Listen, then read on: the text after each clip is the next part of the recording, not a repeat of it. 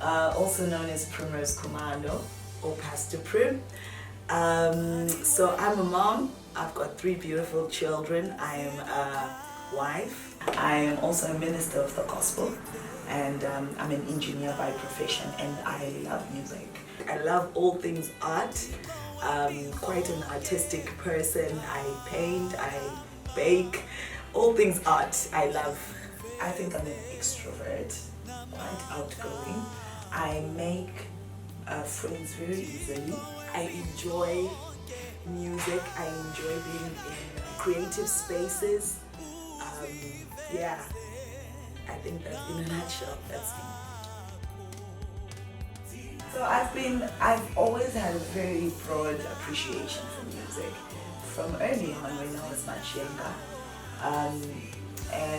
Over the years, I joined choirs. Unfortunately, I've never made it into any formal choir because somehow everybody told me I couldn't sing. So, but a few years ago, I'd gone through church choirs and directing church choirs. A few years ago, a pastor of mine heard a song I'd written, and they just sat on me and convinced me to get into studio and record. Most of my songs have a story, they have a journey, they have where they started.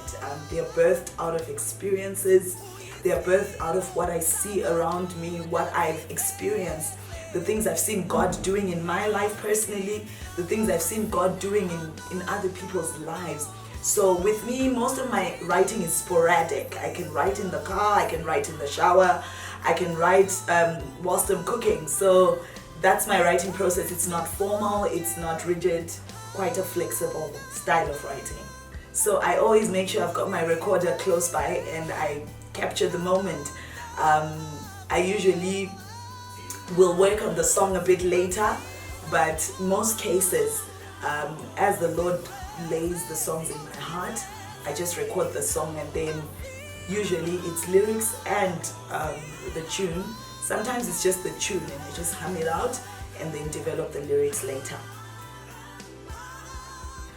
I've had a piano journey which I stopped along the way, and I'm currently playing the acoustic guitar. I have such an appreciation of instruments. I wish I could learn them all, but yeah, I'm on acoustic guitar at the moment. I would say my music is really there to encourage, uplift, and just remind people that there is a God in heaven. Remind people that serving God is a beautiful thing, and that God is on our side, and if He's on our side, surely nothing can be against us.